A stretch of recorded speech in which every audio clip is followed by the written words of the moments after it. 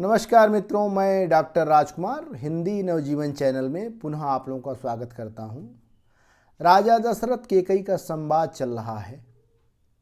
राजा दशरथ का वात्सल्य प्रेम और केकई की निष्ठुरता दोनों का अद्भुत सम्मेलन है। तुलसीदास ने क्या अयोध्या कांड को लिखते हुए सोचा होगा और कितने शब्दों को संजोया होगा। आइए उसी कड़ी में आज हम लोग आगे देखते हैं। पिछले पहर भूप नित जागा, आजू हम ही बड़ अचूरज लागा। जाऊ सुमंत जगावहु जाई, कीजिए काजू रजायसु पाई। पिछले पहर भूप नित जागा। राजा तो हमेशा पिछले पहर को ही जग जाते थे, सुबह जग जाते थे, लेकिन आज तो सूर्य उदय हो गया है और राजा अब तक सोए हैं। हम लोग बड़े आश्चर्य में पड़े हुए हैं कि राजा पिछले पहर जागा करते थे, लेकिन आज इतने देर तक सोए हैं क्यों। जाऊ सुमंत जगावहु जाऊ। फिर सेवक कहते हैं कि हे सुमंत जी, आप राजा को जाकर जगा दीजिए। कीजह काजू रजायो सुपाई। और राजा की आज्ञा पाकर हम लोग सब अपने नित्य कार्य करने में हम लोगों को आज्ञा दें।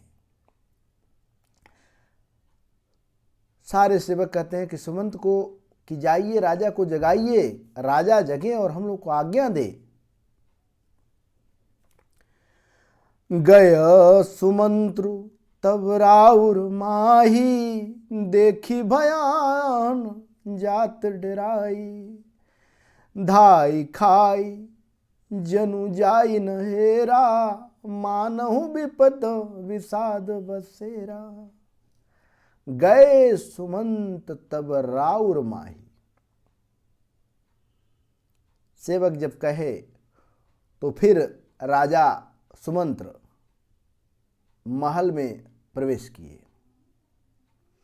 लेकिन जब महल में प्रवेश किए तो महल की दशा ही देखकर उन्हें भय लगने लगा, डर लगने लगा। महल को उनको भयानक प्रतीत होने लगा। महल में जाने से उन्हें डर लग रहा था। धाई खाई जनु जाई नहेरा। उनका पैर आगे तक नहीं पड़ रहा था। ऐसा लग रहा था कि जैसे उन्हें कोई दौड़ाकर मानो काट कर खा जाएगा। मानहु विपत्ति विषाद बसेरा। मानो विपत्ति और विषाद दोनों ही यहां बसेरा डाल दिए हो अयोध्या में। पूछे कोई नहीं उत्तर देई, गए जय भवन भूप के कई। कही जय जीव बैठ सिर नाई, देखी भूप गति गयो सुखाई।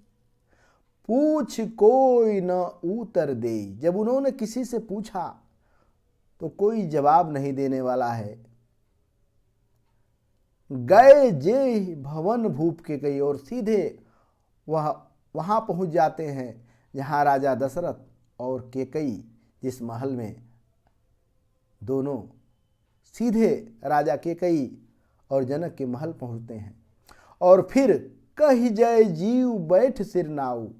और फिर राजा की जयकार लगाकर सिर को नवाकर झुकाकर और वहीं पे बैठ गए। और जब बैठे देखी भूप गति गयो सुखाए। राजा दशरथ की दशा देखकर मानो सुमंत्र जी स्वयं सुख गए हों। मतलब उनका चेहरा सूख गया, पीला पड़ गया कि राजा की क्या दशा हो रही है। सोच विकल विवरण मही परेऊ, मानहु कमल मूल परिहरेऊ। सचिव सभीत सकई नहीं छू पूछी, बोले अशुभ भरी शुभ छूछी। सोच विकल विवरण मही परेऊ। मही माने जमीन धरती। राजा व्याकुल पड़े हैं, राजा व्याकुल पड़े हैं, धरती पे गिरे हैं। राजा सोच से व्याकुल है, सोच विकल। राजा सोच से व्याकुल है, धरती पे पड़े हैं, चेहरे का रंग उड़ गया है। ठीक वैसे ही जैसे मानो मानहु कमल मूल पर हेरे हूँ, जैसे कोई कमल को जड़ से उखाड़ कर फेंक देता है, जमीन पे गिरा होता है, उसी तरह राजा दशरथ जमीन पर गिरे हुए हैं। सचिव भभीत सकई नहीं पूछी। राज जो सचिव हैं, सुमंत्र जी हैं, वह भय के मारे कुछ पूछ नहीं पा रहे हैं। तभी तक बोली अशुभ, जो अशुभ की प्रतीक है, अशुभ से भरी हुई है, शुभ विहीन है, वह रानी केकई बोली। क्या बोलती है कि परिन राज ही नींद निसी, हे तु जान जगदीशु, राम राम रटि भोर किया, कहई न मरमु महिषु। राजी केकई बोलती है सुमंत्र से कि परी न राज ही नींद, राजा ने रात भर सोया नहीं है, उनको नींद नहीं आई है, जिसका कारण स्वयं जगदीश्वर जाने, स्वयं राजा ही जाने। रात भर राम राम रटते रहे, लेकिन कुछ कहे नहीं कि क्या रहस्य है, उसका मर्म खुद राजा जाने। पर इन राज नींद निस, हे तु जान जगदीश। राजा को रात भर नींद नहीं आई, जिसके कारण वह जगदीश ही जाने। राम राम रटकर भोर किए, सुबह कर दिए, कहई मरमु महिषु, और अपना कोई भी मर्म नहीं बताए, कोई भी भेद नहीं बताए।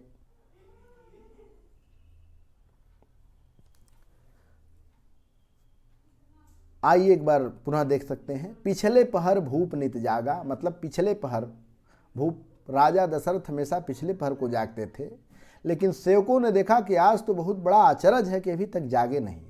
फिर सेवकों ने कहा कि जाओ सुमंत जगा ही जाई, हे सुमंत तुम जाकर राजा को जगाओ और राजा हमें आज्ञा दे कि हम लोग अपना कार्य करें। जब सुमंत्र सबके कहने पे राजमहल में प्रवेश किए तो उन्हें राजमहल की भयानकता से ही डर लगने लगा। उनका पैर आगे नहीं बढ़ रहा था, जैसे लग रहा था कि उसने दौड़ाकर कोई काट कर खा जाएगा। और ऐसा प्रतीत हो रहा था कि विपत और विषाद दोनों अयोध्या में बसेरा डाल दिए हैं। आगे बढ़ रहे हैं, पूछने पे कोई उत्तर भी नहीं दे रहा है।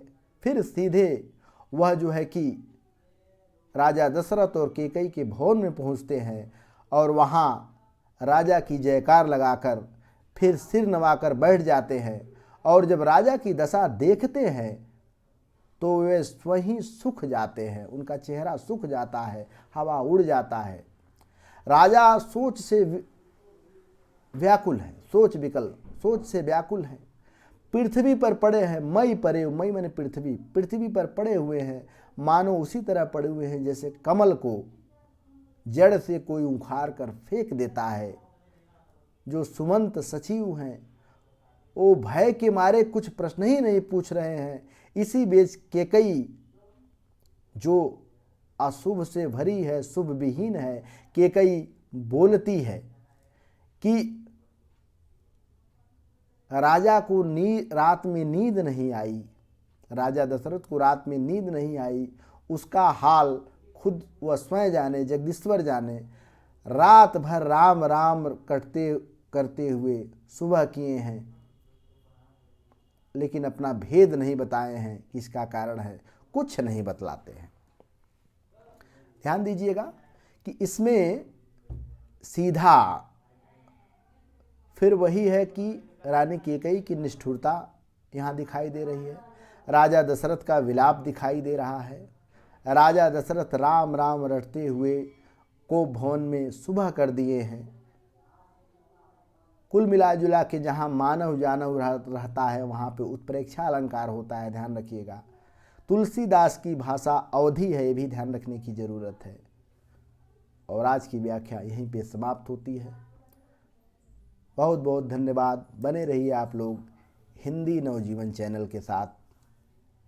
फिर क्रमशः इसके अगले वीडियो में मिलते हैं। देखते रहिए, सुनते रहिए, पढ़ते रहिए हिंदी नवजीवन। बहुत बहुत धन्यवाद।